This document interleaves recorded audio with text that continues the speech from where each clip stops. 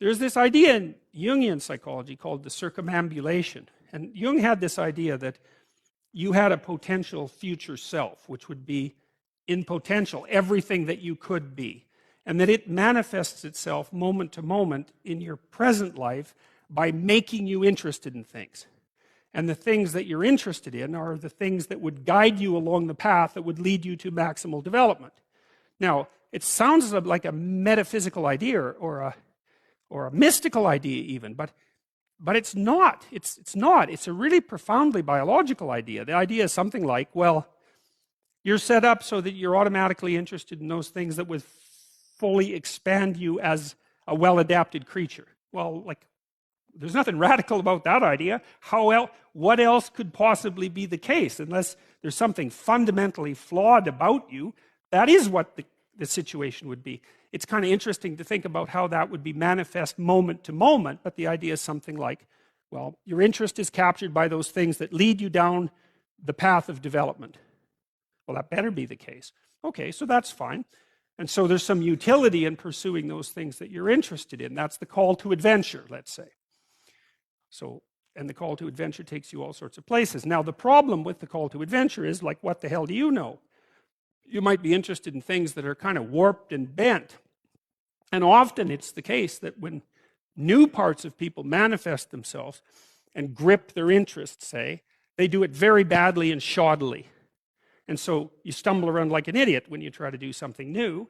That's why the fool is the precursor to the savior from the symbolic perspectives, because you have to be a fool before you can be a master. And if you're not willing to be a fool, then you can't be a master. So you're going to, it's an error-ridden process. And that's also laid out in the Old Testament stories, because the first thing that happens to all these patriarchal figures when God kicks them out of their father's house when they're like 84 is that they run into all sorts of trouble, and some of it's social, and some of it's natural, and some of it's a consequence of their own moral inadequacy. So they're fools.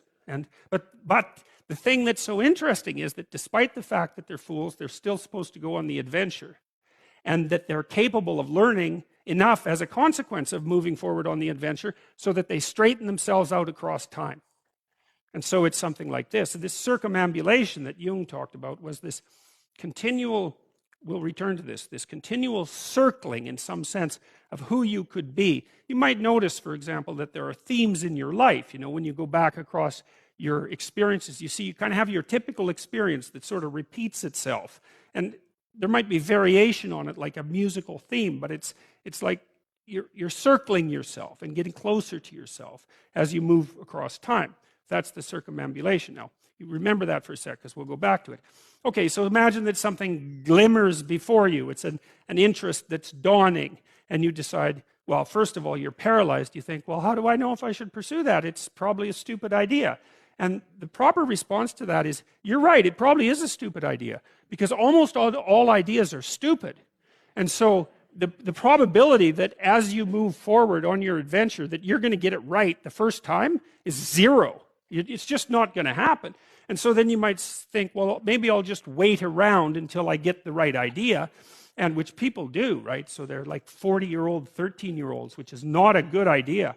And so they wait around until it's waiting for Godot, until they finally got it right. But the problem is you're too stupid to know when you've got it right. So waiting around isn't going to help, because even if the perfect opportunity manifested itself to you in your incomplete form, the probability that you would recognize it as the perfect opportunity is zero. You might even think it's the worst possible idea that you've ever heard of anywhere. Highly likely. Highly likely. So you have, there's, Nietzsche called that a will to stupidity, which I really liked. So, because he thought of stupidity as being it, you know, it's you have to take it into account fundamentally and work with it. And so you can take these tentative steps on your pathway to destiny, and you can assume that you're going to do it badly. And that's really useful, because you don't have to beat yourself up. It's pretty easy to do it badly. But the thing is, it's way better to do it badly than not to do it at all. And that's the continual message that echoes through these historical stories in Genesis. It's like, these are flawed people. They should have got the hell out of their house way before they did. And they go out and they stumble around in tyranny and famine and self-betrayal. And and violence, but it's a hell of a lot better than just rotting away at home. And that's great, so that's good. And so why is that? Well, okay, so you start your path and you think that you're heading, towards your star. And so you go in that direction. And then, because you're here, the world looks a particular way, but then when you move here, the world looks different, and you're different as a consequence of having made that voyage. And so what that means is that now that thing that glimmers in front of you is going to have shifted its location, because you weren't very good at specifying it to begin with, and now that you're a little sharper and more focused than you were, it's going to reveal itself with more accuracy to you.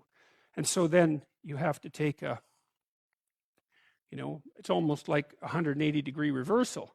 But it isn't, because, you've gone this far, and that's a long ways to get that far. But that's a lot farther than you would be if you just stayed where you were, waiting.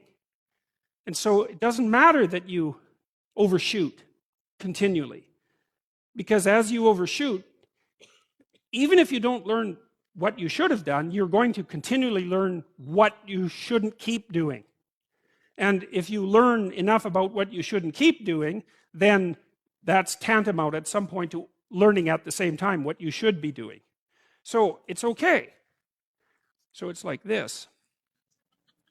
Now, what's cool about it, though, I think, is that as you progress, the degree of overshooting starts to decline, right?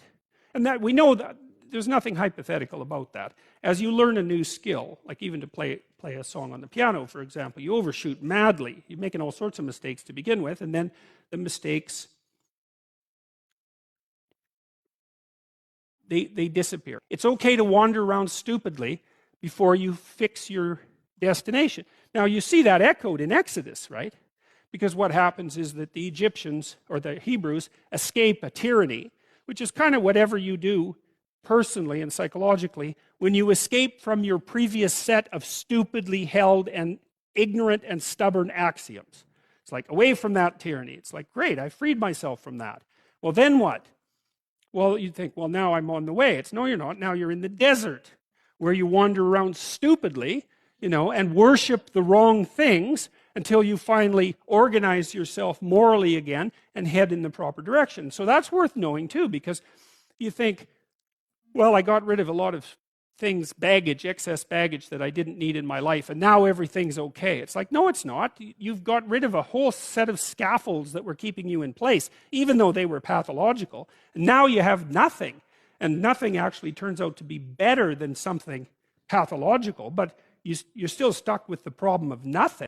And if you don't know that, well, then you're basically screwed, because you go ahead on your movement forward and you collapse and you think, well, that didn't work, I collapsed. It's like, no, that's par for the course. It's not indication that you failed, it's just indication that it's really hard. And that when you learn something, you also unlearn something. And the thing you unlearned is probably useful, and unlearning it actually is painful. Let's say if you have to get out of a bad relationship. It's like there isn't any relationship that's 100% bad. And so when you jump out of it, well, maybe you're in better shape, but you're still lonesome and disoriented, and you don't know what your past was, and you don't know what your present is, and you don't know what your future is. That's why people stay with the devil they know instead of, looking for the devil they don't know. So anyways, the fact that you're full of faults doesn't mean you have to stop. And thank God for that. That's a really useful thing. And the fact that you're full of faults doesn't mean that you can't learn. And so you can posit an ideal, and you're going to be wrong about it, but it doesn't matter, because what you're right about is positing the ideal, moving towards it. If the actual ideal isn't conceptualized perfectly, well, first, surprise, surprise, because what are you going to do that's perfect? So it doesn't matter that it's imperfect. It just matters that you do it and that you move forward. So that's really positive news as far as I'm concerned, because you can actually do that, right? You can do it badly. Anyone can do that. So that's useful. Okay, so if you were an efficient person, you would have just done that. But you're not. But who cares? You still end up in the same place. And maybe the trip is even more interesting. Who knows? Probably too interesting.